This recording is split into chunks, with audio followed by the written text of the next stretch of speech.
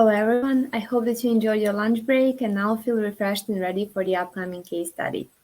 The role of HR sector has not been a piece of cake lately, and any sort of help is more than just welcome. Whether it is about focusing on the HR strategy or consistency or cost reduction, the HR shared service models are constantly progressing and expanding the workforce and the role of HR. Kuna Unagel, who evolved from a team of 2 into a team of 50 experts in 3 geographic regions and over 30 countries, and our guests today are Mladjan Jovanovic and Ivana Lazic. With their vast expertise and passion for excellence, they will take you on a journey to the benefits that these service centers offer. Therefore, Mladjan and Ivana, welcome to the session. Let's hear more about what are the HR service centers and how beneficial are they for the HR. Thank you. Hi all. First of all, I would like to thank everyone for joining the session where my colleague and I will present the concept of service center and as well how that model brings the added value to our company. Let's quickly introduce ourselves. So my name is Ivana Lazic and I'm holding the position of HR team manager in service center Kunanagel. And here with me today is Mladjan Jovanovic on the position of National HR Manager at Kunanagel. Hi everyone, sorry for the mask, but due to the fact that we are sitting close to each other and the COVID measures, this was a mandatory. So I will already start sharing the presentation. Just a second.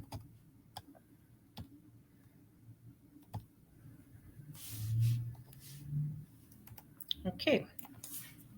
Let's start. So the presentation itself, as you will see further down the line, is related to the service center benefits and everything that service center represent for someone who doesn't know what the service center is. And then we will go deeply into what HR actually does inside the service center. Of course, at the end, there will be plenty of time for the Q&A.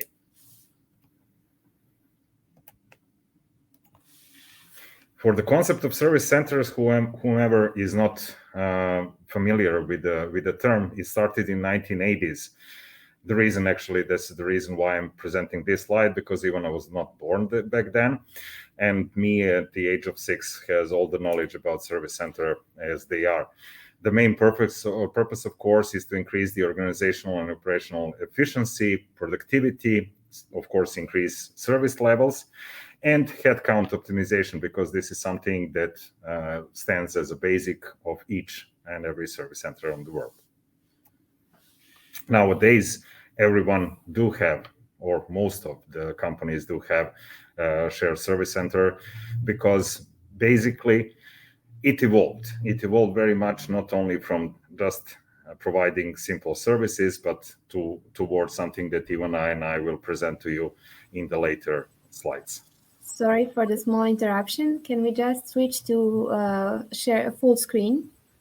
Because currently we can see the other slides, so I believe this full screen will be better for your presentation. I already opened the full screen, so...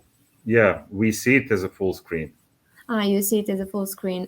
From our side, here we can see some of the next slides on the left, but never mind, it's okay now, then we can continue, or you can just try again. Yes. Then we will try again. Yeah, thank you. Let's do it then in this way. It's just for the better view, but if it's not possible, we can continue the same. We can see the main slide really well. Here I open again. Now you see it in a bigger view or not? It's the same. Yeah, then we will just continue in this way. Yeah, we can continue. The slide on the right is visible enough. Okay, good luck. Yeah. Okay, then we will just proceed to the benefits of HR service centers. Yes, just let me know if you see as well on the right side, on the left side, the presentation, or if I have to scroll down. I can see everything, all the slides that you're currently scrolling down through. Okay, thanks.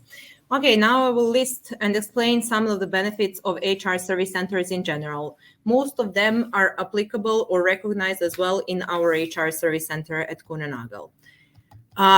When it comes to more strategic HR, what does that mean? By recognizing or identifying the standardized tasks, repetitive tasks, high volume activities that can be transferred from core HR to HR service center, that means that core HR has more time to be focused on overall strategy, on business strategy, and to be focused on business critical activities.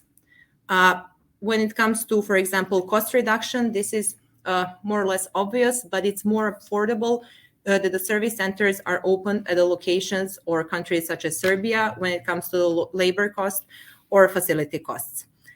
Robotic process automation. I mentioned that those tasks that are transferred from core HR to HR service center are standardized, repetitive, and high volume tasks with a huge potential to be automated. That's why we have within our service center in Belgrade, we have RPA, Robotic Process Automation Team, that works together with employees and with the leadership team on recognizing which tasks will be automated. Broader succession opportunities is, for example, that today successor is not recognized only in the country, but can be found in HR service center as well. And the last one, for example, for process improvement, the way it was done for several years at the location, at the country, etc. Once it's transferred to HR with our highly skilled employees within service center, they're looking for the ways to improve the process or even to eliminate unnecessary steps, for example, or part of the processes that can be automated. Where the advantages are, there are drawbacks or disadvantages as well. Here are a couple of them as well. Those are general ones, but most of them are recognized here at Kuehne+Nagel HR Service Center. First of all, longer period for building the relationship with stakeholders, mostly due to the distance or cultural differences. Limited scope of work. Sometimes we transferred from the country or region corporate only part of the tasks and not full end-to-end process. Then there are possible restrictions due to the legislation or regulations in the country. Maybe here the most important one that we recognize is HR leaders' personal ability to adapt to the change. Sometimes HR responsible people in the countries or region corporate, they don't see immediately the added value of shared service centers. So that's why it sometimes takes longer time.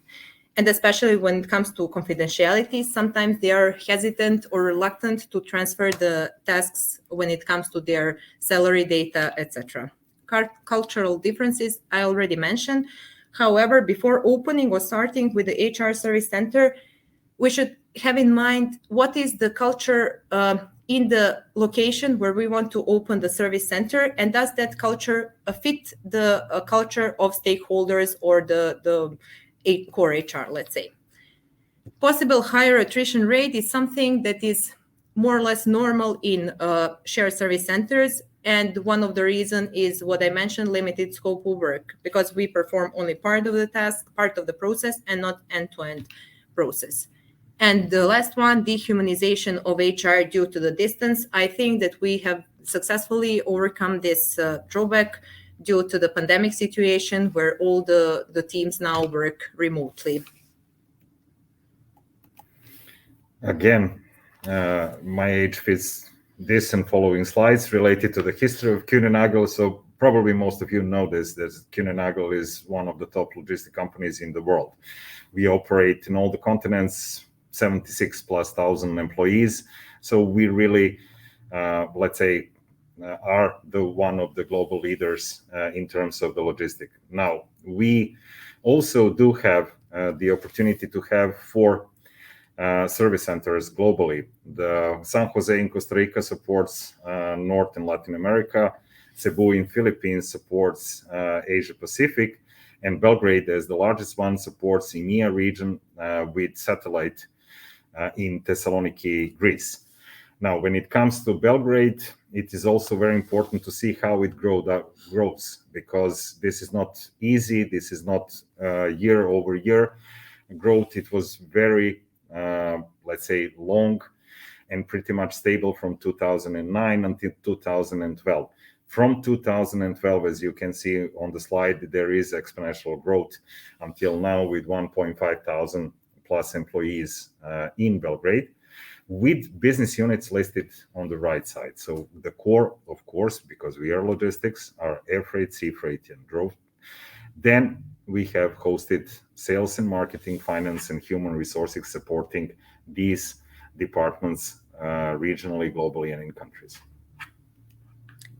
Now we will tell you more about Global Services HR in Belgrade. We'll tell you more who we are, what we do, and how we think. So it all started in 2012 when we had only 2 employees. Those 2 employees provided only headquarters support, so in Schinderlegge in Switzerland.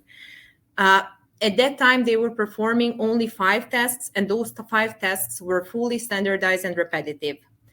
That means that those tasks were performed only by operator roles, which brought us at that time to the center of scale. Today, we are the department of 50 employees. We're supporting not only our headquarters, but as well region and countries with a focus on EMEA region, so Europe, Middle East, and Africa. And in total, we are supporting 50 countries. We evolved from only 5 tasks today to 150 tasks and subtasks with a higher level of complexity and responsibility. That brings us today to multiple position levels. So not only operator roles, but different operator roles, individual positions, support positions, specialist positions, up to the expert roles. So today we're not only center of scale, but we are both center of scale and center of expertise. As for the organizational chart, we will not take too much time, but this is actually how it looks like now. It evolved, as Ivana mentioned, from 5 people to this, because we wanted to create something that will support services that we provide. For the future, it may change because it needs to be flexible, it needs to be fluid.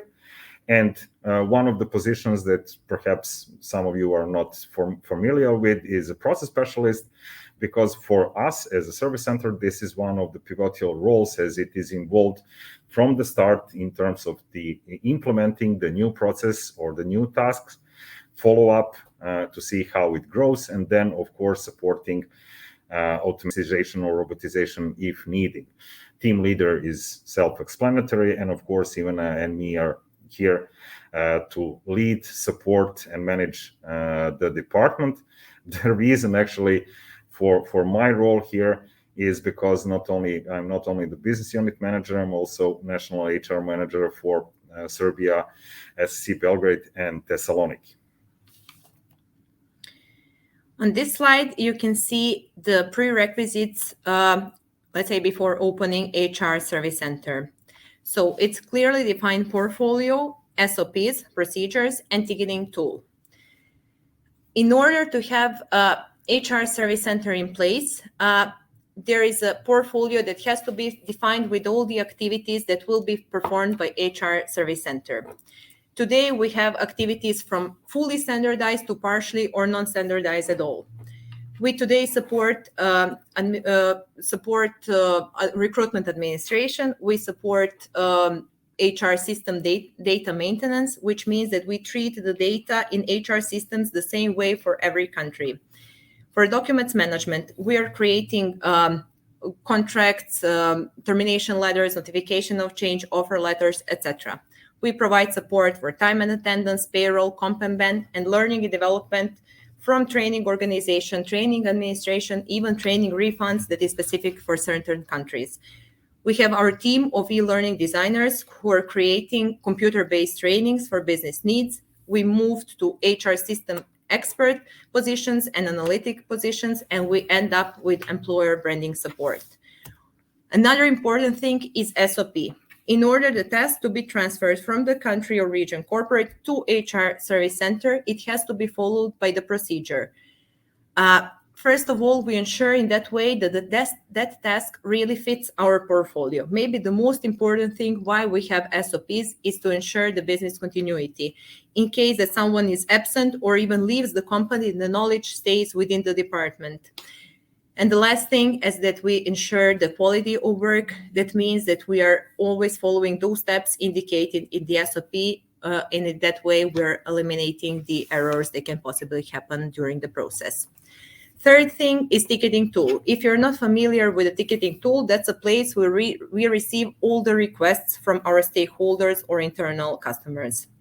In that way, me, together with my leadership team, can monitor not only the quantity of work, but as well the quality of work that is performed by our employees. We ensure data quality and consistency in a way that there are forms for stakeholders that have to be filled in the same way. So all the requests that we receive are done in the same way. And at the end, we ensure that the data quality is on a high level. Increasing transparency means that the requester can easily see what is the status of their request, whether it's resolved or on hold or whatever the status is. The last thing is utilization reporting, which is for us maybe the most important, as any time, but simply exporting the report from that ticketing tool, we see the level of utilization of every employee in the department. We see whether they're underutilized or overutilized. And that's for us the signal to reach out to stakeholders to say, okay, there is a room for additional tests to be transferred, or the other way around. If it's overutilized more than 100%, then we discuss about the future, the possibilities for headcount increase. Here is just the example how the implementation process can look like. In general, we are in constant collaboration and cooperation with our stakeholders, and when we recognize the need or the potential for some tests to be transferred from the country towards a service center, or if they reach out to us with the potential to transfer some tests, we have some kind of meetings to agree on the general terms, and once everything is done, the employee in the department starts performing the tests. Everything after, we monitor the progress, and we're trying to improve the process itself.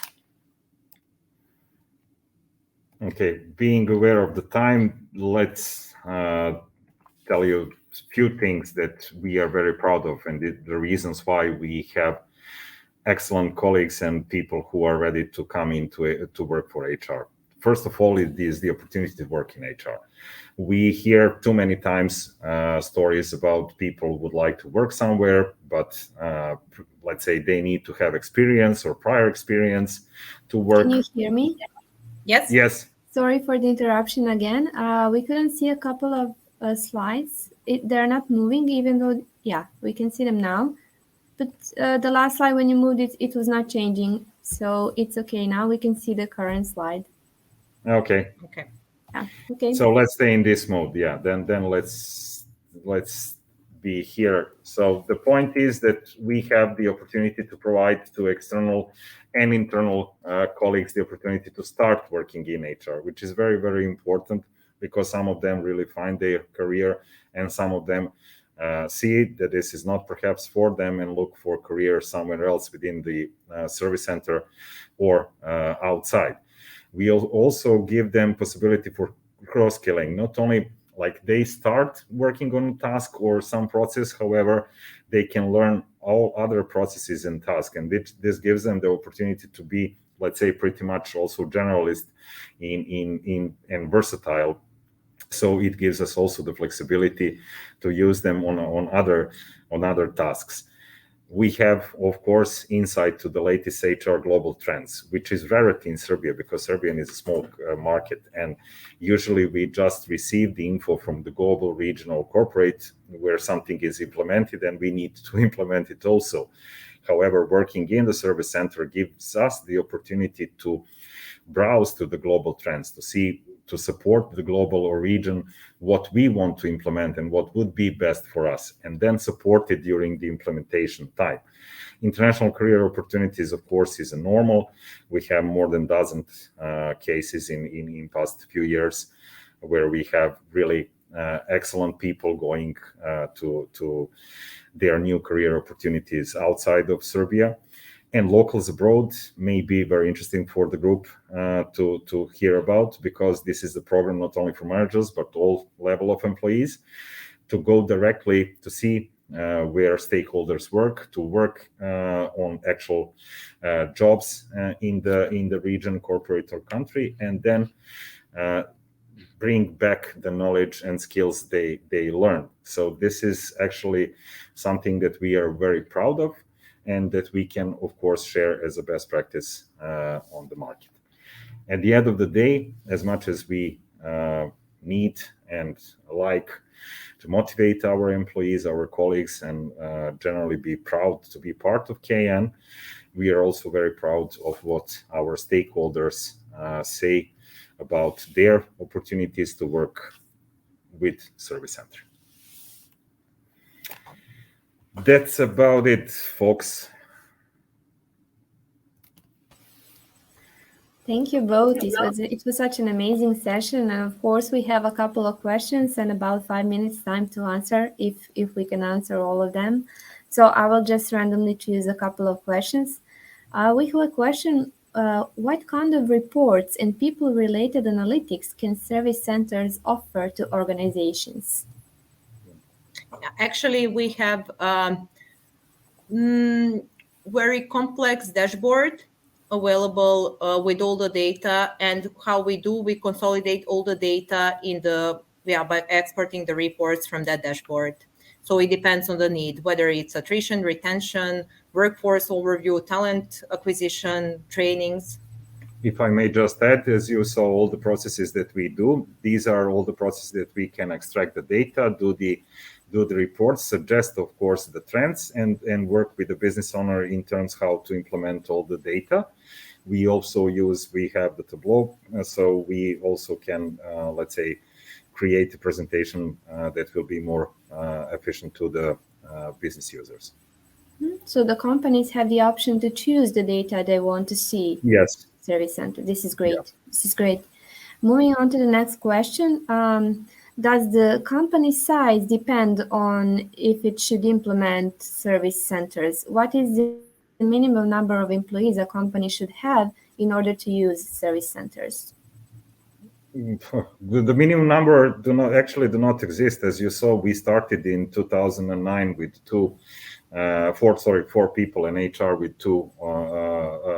So the number and size of the company does not matter. What matters is realizing the opportunity the service center provides, not only in supporting full processes, but parts of the processes, and also great opportunity for people in Belgrade and Serbia to give this knowledge and opportunity to the stakeholders. So we are internal, so we have only internal clients. However, we support them with literally everything that we wrote, and we can support company of 5 to company of 5,000 in the same way. That doesn't matter. This is great. And let's move on to the one more question due to time. You mentioned different implementation types. Can you further elaborate what do you mean by implementation types? It depends, again, on the strategy. For example, if the strategy of this year is to implement countries that are not live yet in HR Service Center, that means that we are the ones who will reach out to the countries or to the stakeholders and to be proactive, let's say, to explain the portfolio, to agree or to calculate the volume that can be transferred to us, to calculate whether that is 1 headcount, 2 headcounts or more. Another model or example can be if everyone in general is aware that there is a HR shared service center in Belgrade. If they recognize the need that there is a process or group of the processes that can be transferred, or even full position that can be transferred to HR service center, then they reach out to us, and then we say, okay, this is something that fits our portfolio or not. And then according to that, we proceed with the implementation. Well, thank you, Mladjan and Ivana. It was amazing to hear all about the opportunities that service centers offer and how this can contribute to the effectiveness in doing business. I believe that we are yet to see the benefits of incorporating these in HR departments. At the end of this session, I want to say huge thanks to Kun and Agel for supporting HR Week in such a great way. Huge thanks to both of you. This was an amazing session, and wish you both a nice day ahead. Also, thank you. Thank you very much. Bye-bye. Bye.